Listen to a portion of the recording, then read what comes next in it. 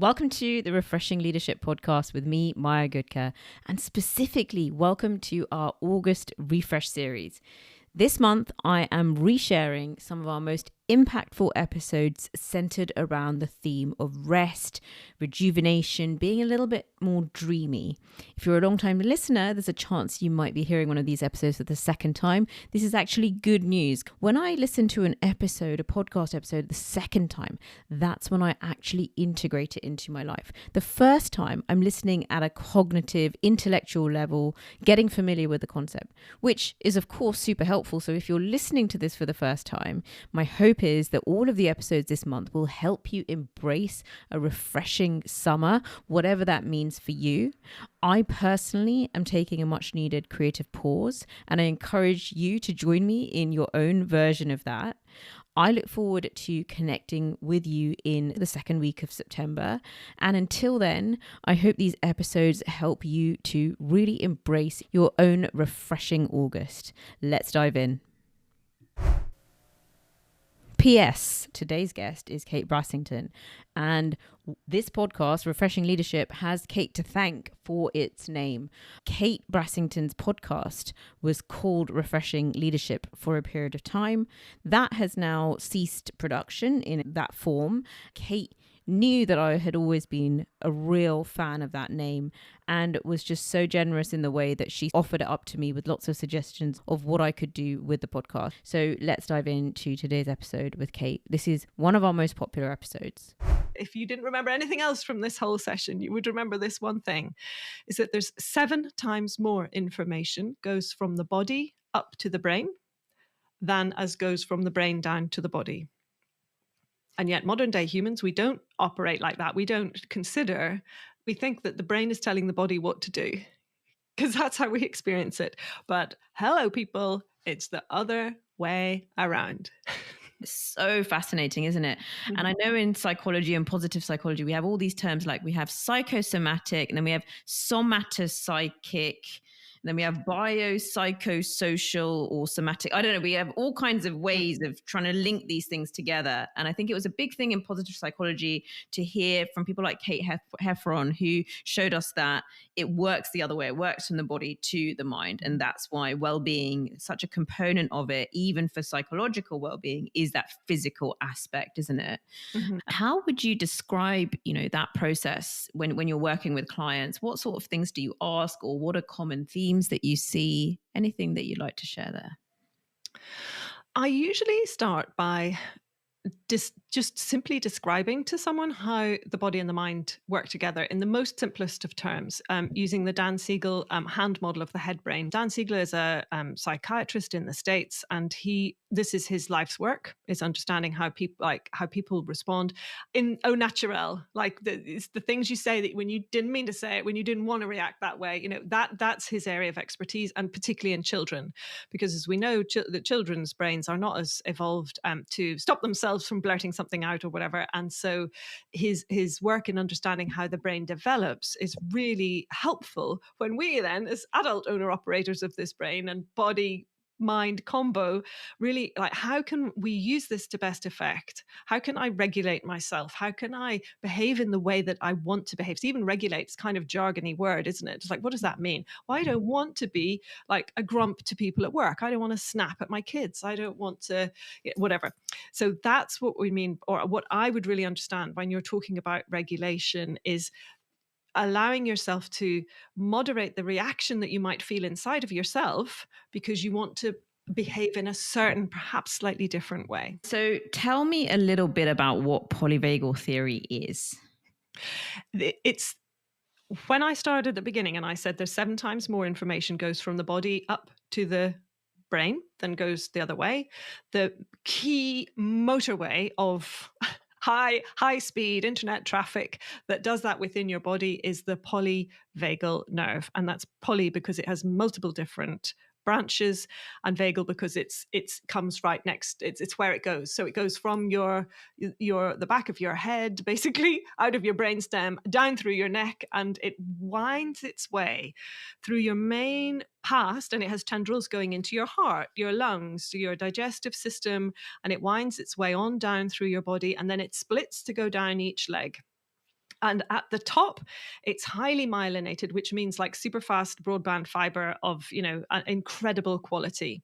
And information is passed, instant. It's more than instantaneous. It's in splits of split seconds. Information is passed. So your heart, your lungs, a lot of activities that happen in the brain and the body are working together with autonomically. So we describe it automatically without us telling it to do so.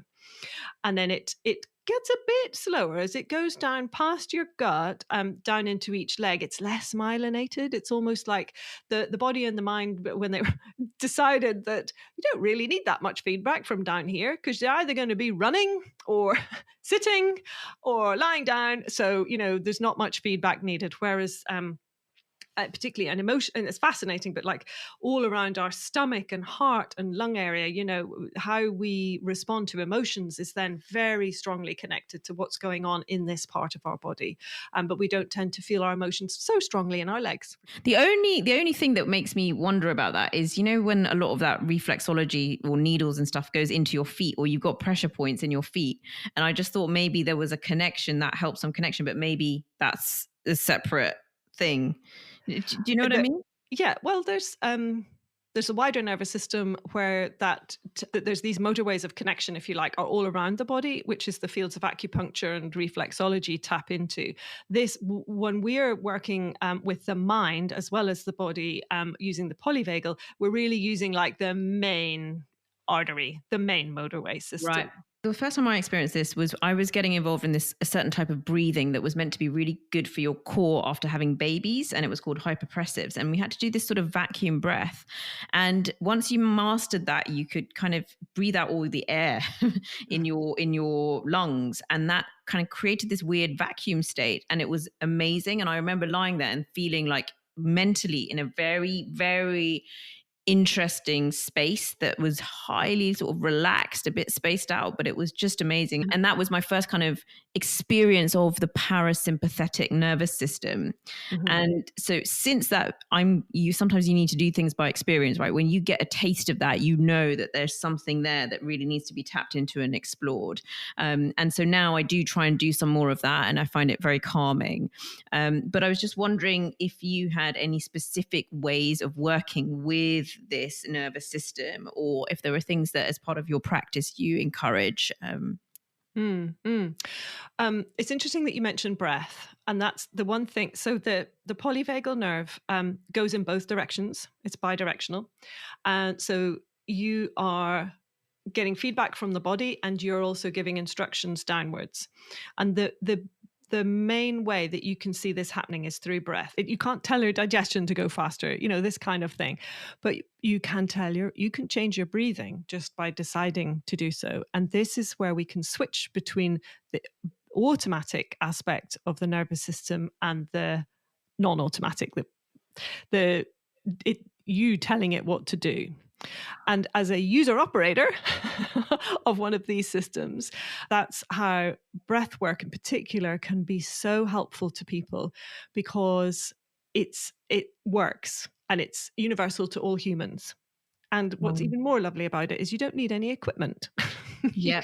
So there are many lovely things around breath work. The only challenge I have with breathwork, which sounds really silly as I say it out loud, is it's a bit dull. So you can just sort of put it off your to-do list. You can kind of go, I'd rather do something a bit more interesting. I'd rather listen to a cool meditation, or do something active. Oh yeah, absolutely. I think I'll probably be, shot as a positive psychologist for saying this, but I think there goes a ton of well-being stuff. It's all, can be really quite dull to do, because a lot of it is around regulating the nervous system. It's around allowing the body and the mind to come together, connect in a calm way. For many of us in the modern world, that's a fairly dull place to be, because where the action is when you're in the fight or flight state, you're in hyper aroused, you're responding to life, you're seeking safety via action. And this is one of the big takeaways, I think, around polyvagal theory, is that it's not all bad. This is how the system works in good and in bad, for better, for worse, in sickness and in health. So knowing that it's highly enervating, for example, to be in a just to have to rush about your day and to be busy. I mean, look at the culture around busyness and the culture around, oh, I have so much to do. I didn't get any sleep. I've done this, that, and the other. The demands of life are attractive and exciting because they really feed into that part of the polyvagal system that helps you feel safe during action. And there was something that you said there around, the need for the body and the mind to connect. Oh, that's so powerful. So where I've been accessing a lot of this stuff around the nervous system I've been gone down a rabbit hole on sobriety podcasts lately. I'm really interested in alcohol consumption, moderating, sobriety, and it's a big thing. And they talk no end about nervous system regulation because part of using alcohol as a coping strategy is that it's about a dysregulated system. And then obviously when you then take that away as well, you have to do a lot more personal management of your nervous system. And I find this absolutely fascinating. And what you've just described there of saying there's this moment, and I know this moment when I, on a Thursday or Wednesday evening, would quite like a drink. And I probably had my busiest days those 2 days. And then I stop. And at that point, it seems like the best idea in the world to go and get a glass of wine, except for the next day, it doesn't suit me physically. So the next day I regret it because even a small amount kind of does affect me the next day. But in that moment, there is my opportunity, isn't there, to take stock and rate and pay attention to my body and actually start that process of some nervous system regulation and take what you've described so nicely there around the active things that I can do, the conscious activities that do relate to my nervous system, like breathing. There are probably others as well, like, I don't know, turning on a shower and like having some water therapy. There's so many beautiful ways. And when I work with clients, I really invite them. We have a lovely, vibrant conversations around what do you love to do, which can feel really irrelevant if someone's trying to meet their next sales target or, something like that. But what do you love to do? What helps you feel safe, secure, grounded, loved, feeling held, like really held?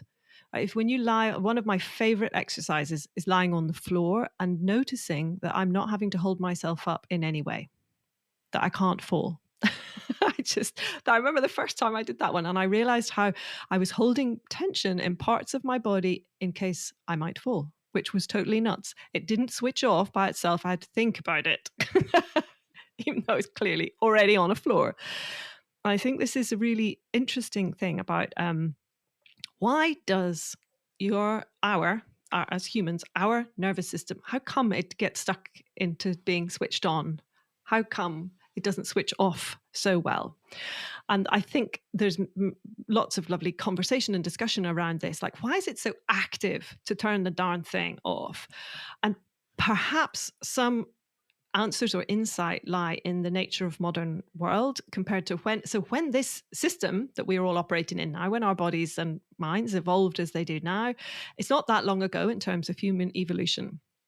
And so the world, however, back then was way different. I don't need to bang on about it. We all know how radically different. Yet the system, it's like we've got given a car from the 1920s and we're supposed to drive it down the Autobahn to Berlin. I mean, you'd be mincemeat, So this is what it's like for us now. We're driving these they're amazing machines. I wouldn't say it was a clapped out old banger. It is an amazing machine, but the world has evolved around us at such a huge extent that it places demands on that nervous system that it never was built for. And so that is one of where I really normalize this for my clients as well. It's like, you are not the only one who can't switch off. And where it connects with trauma is because it's very common in trauma response that the trauma ends, whatever it was, but the trauma response continues. And that is because the body and the mind are simply unable to find the off switch. And then you proceed into your modern day world and you have your smartphone and you have all the things. And so the body and mind, they never get an opportunity to switch off. And for some people, so amongst my PTSD veterans, what you can actually become, and we talked previously about memory and habit, is that the body and the mind work together in a way that feels safest. And so if you become habituated to living busy, busy, busy, crazy, next thing, rushing about, And even if that's after a battlefield trauma, for example, or, where you were living, quite frankly, at your most vivid best, then to suddenly come into a calm, regulated central state of groundedness can actually be very dysregulating to the system. You feel Wow. frightened. So this is where trauma sensitive mindfulness is such a huge aspect of my work, because I don't just say to people, oh, here's a great breathing exercise, off you go and do it. Because I may throw them into a calm, quiet space, one of which they haven't been in for maybe ever in their life. And their body and mind are not set up around feeling like that and associating feeling that way with feeling safe.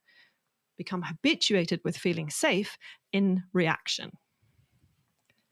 Wow, that is so powerful. That is so powerful. And whilst that is veterans and some of us won't have experience of that, it does seem to have these strong parallels, doesn't it, to aspects of modern day living that you described, where there is all these things coming at us and bombarding us, and we are on our own, in theory, maybe digital, but we're in our own versions of some battlefields. And then we can often come away from that and suddenly go, and we're restless or we're listless and we're not at ease. Yeah. And Yeah. can I make that parallel? Because it Yes, sounds like I think it's a really good point you make, that because people get then a bit hooked up on, oh, well, that was a battlefield, so of course I understand it, but I haven't been in a battlefield, so what's my excuse? And this is what I've said before, which is that the machinery we have to operate is the same. The polyvagal nervous system, our body and mind and brain operate together in the same way, whether it's on a great day or in the worst day of our lives. We don't get a different system that suddenly switches on. It's the same one. And so it's configured for good days as well as bad. Also, if I'm rushing about, if I'm meeting deadlines, oh yeah, I have a great day. I am at my best self, This is some of where I do my best work, is when I'm under deadlines. I mean, who doesn't, kind of resonate with that?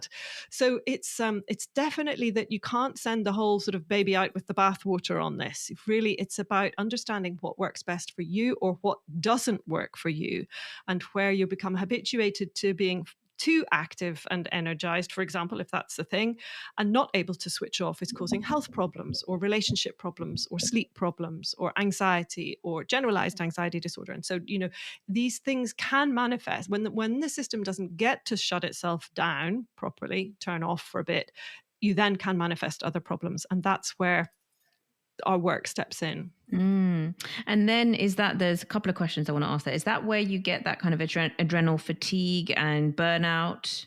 Totally. Yeah. And that's where I got a lot of folk come to me with burnout, or they've even been diagnosed with it, or when we talk about a time in their life, I'll say, have you thought that might, it sounds a bit like burnout. I don't diagnose, but these words are very in common use. Yes. People who say, oh yes, there was days when I couldn't get out of bed at all. And it felt awful because I'm normally in the thick of it. And that's the thing. When you're normally in the thick of it, that's when you have used up basically all your beans, living your best, doing whatever it was. And just the burnout, I think, is a good description in a way, because there's suddenly nothing left. Wow. Yeah. I mean, could you go so far as to say that burnout is, extreme nervous system fatigue? Well, again, not a doctor speaking here. Yes. But yes. And when I help someone learn how their nervous system works, and I've had one of my early clients was a neurosurgeon who was struggling to pass her Viva exam for her consultancy. So let's just say, I felt really weird talking to her about how the brain works, and had to stop at one point and say, I'm so sorry, you must know all this. And she said, no, I know how to fix it. I know how to get bits of motorcycle helmet out of it. I don't know how to use it. So wow. That could be on your headline sort of, I've coached I do have her testimonial. It's pretty cool. Pretty cool. That's a good one. What I'd really love to do to wrap up this episode is hear from you, given what you do know about the nervous system, polyvagal nerve. What do you do on a daily basis or on a weekly basis because of what to look after yourself, some practical things that you do maybe differently to Mm. how you would have operated before you came into Mm. contact with a lot of this information. Well, I'm feeling slightly remiss that one of the things I haven't really covered. So the three main reactions of the polyvagal system are fight and flight, and then you get freeze, which can also be connected to fawn. And I haven't really, because I'm quite a fight and flight person and habituate really comfortably into that active arena, fast talker, active yada yada yada person. I tend to not notice so much about freeze. So I think it would be just remiss of me not to mention it, because in the arena of freeze goes from the very simple that you described before, you're giving someone their 360 feedback and you notice they've got glazed over. So there's a very early type of freeze where the person has just slipped slightly into protection mode. Or you've numbed out, you've got to the end of the day and you think, oh, that'd be nice to have a glass of wine. And, so this is a very early type of freeze, if you like. And I say early because the thing is graduated, basically. It's almost like a spectrum. So you can just be like, oh, I'll just check my phone. Who doesn't do that? I'll just have a glass of wine. I'll just chill out. I'll have a cigarette. I'll look out the window. I'll see what's on the news. It doesn't matter, whatever the thing is. The point being, it's something that allows your body and mind just to slip into a bit of a neutral gear for a bit. Freeze in its fullest extent is a total cataclysmic shutdown of the nervous system so that the body goes completely floppy, which you might see in your, polar bear killing a seal or something like that. And you think, why doesn't this? Oh, look, he dropped it. The seal could have swum off then. But no, it's in a freeze state. It's gone totally floppy. And this is something which is quite widely it's reported, like has been misunderstood, for example, in rape cases where they say, well, you didn't fight him off then. And, the girl is saying, no, I couldn't. Now it's better understood because of the kind of work that's coming out in this arena. But the questioning around that also, awful. And, forgive me for any of your listeners who this is difficult to listen to, but it's like to really understand how this operates all the time, whether it's in good days or bad, I think is like, I really can't say that often enough. So when I'm supporting someone who sometimes perhaps they're mainly active and, seeking safety via action and they're living their best life, and then they get a bit burned out and then they end up in a freeze state, which you don't mean it. You like, that's how someone will say, I just couldn't get out of bed. And it's the same language that is used around depression. So depression feels like it just comes upon you, the black dog, the heavy cloud, it arrives. You didn't ask it there. And you have no idea how to get rid of it, how to make it go away again. And so that's where it connects sort of in people's day-to-day lived experience, and the words that they would use to describe what's going on for them. When I hear someone talking about those kind of experiences, then I think to myself, oh, there is your freeze. So I'm still listening with that trauma-informed lens of wondering what might be going on for that nervous system or might have gone on in the past that would mean that person's body has decided, body and mind together, remember, that a bit of shutdown would be sensible. And the same, it also opens into unhelpfully self-medicating yourself through recreational drugs. Can lead to drug abuse, of course, but again, we're talking, really extremes. There's a big world of difference between someone having a cigarette and, all the way to the other end. But this is where people are really looking at ways to help themselves while they're in this state, because it can be so uncomfortable. Wow. Yeah. No, it's really important that you completed the picture, I guess, with that understanding, and for us to have that understanding. And what I take from that freeze response is almost like a system has been overwhelmed and it's just decided that's it. It's shut down now for me. Yeah. Exactly so. So in my burnout people, they'll often say how they kept going for so long until eventually they couldn't anymore. And that might be their first experience in their life of a freeze state where the body and mind have gone, there is nothing more here I can do. I am literally burnt out to the last crisp. And whereas they normally would have been super active, they're like, I don't even know who I am. I don't normally behave like this. So I think that it's really valid, like to help someone understand that this is a natural response. Like it's your body has already stepped into self-care in a way. Yeah. Okay, so to wrap up, I would love to hear these practical things now, that others can then maybe think of in relation to their own life. So I am curious about Kate, with Kate's knowledge of all of these things, and just little things that you do, right, on a daily basis, Like or me, like actual me. actual Kate, because Actual of me. what you Okay. know, right? Because Okay. it just helps people, doesn't it? Yeah. On a Yeah, practical sure. Okay, level. so I have done quite a lot of fun investigation of myself in polyvagal theory and a course led by Deb Dana. There's a polyvagal ladder, and you get really used to mapping your own system. It's part of the big fundamental exercises of learning how to work with the polyvagal system is, first of all, learning your own, because that will be what's interacting with your client first and foremost, with your body reacting with them before your mind has even thought of what question to ask them. So with that in mind, I know myself that I operate best. I'm at my best in fight or flight. I seek safety via action. I'm fast moving, thinking, talking, all of these things. I've got a big, vibrant personality. I wear bright colored clothes. I wear all my treasure on I wear my treasure on my sleeve. I wear my jewelry. And this is who I know myself to be. So when I need to switch off, if I just lie down and think of nothing, and with my trauma history, I can actually send myself into quite an anxious state by doing that. And in fact, I don't do any silent meditations at all. If I do a meditation, it's I plug in something to listen to, and it's guided. So the person never stops talking, for which reason I can't use Headspace, because he gives you loads of gaps, and I can't be doing with his silent gaps. I'm like, Yeah. I just start thinking about shopping or something. It can't do it.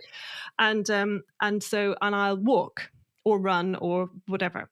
So I tend to allow, because I'm configured in fight or flight and action, which means that what works better for me is finding activities that are still to do with well-being, that are active.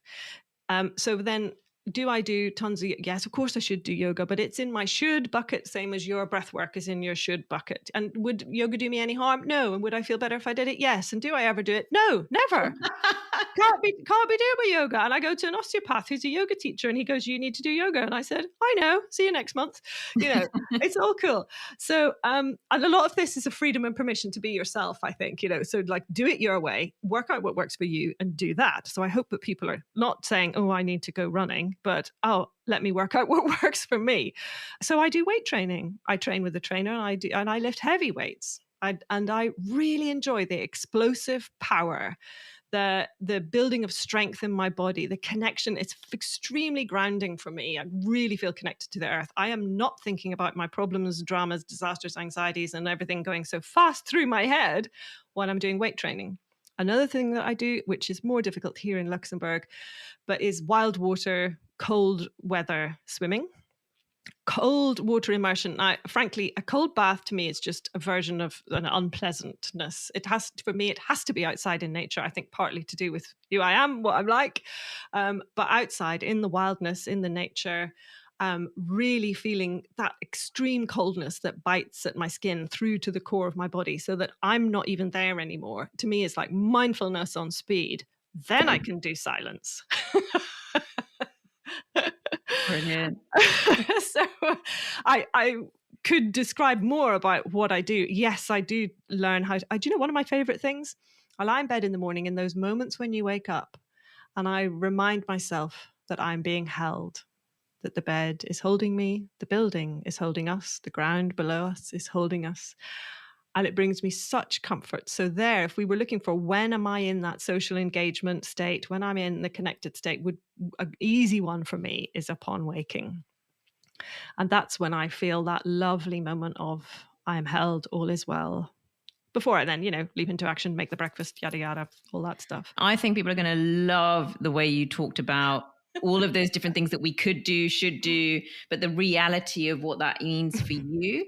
And it just shows how, we can hear all this advice, but it's only when we personalize it and we understand and we have that self-awareness that we talked about in the previous episode of our own makeup and what works for us that we can really start to make it work, right? Because there's all the good stuff, but it has to work with you in a way that supports your nervous system. So I'd never thought of strength training, for example, as something that would support my nervous system, right? And maybe it doesn't for me, although I do it, but I do see how it's grounding, and grounding is a really important word word. In fact, for a while in the summer, that was a word that was really important to me, the need to feel grounded, especially when we just moved house.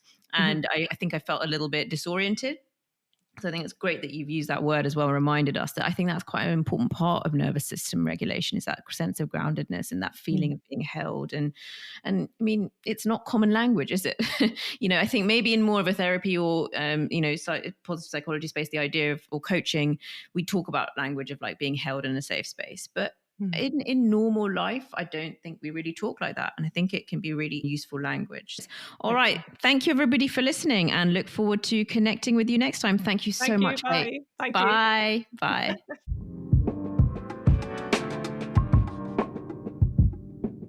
Thanks for listening, and see you next time.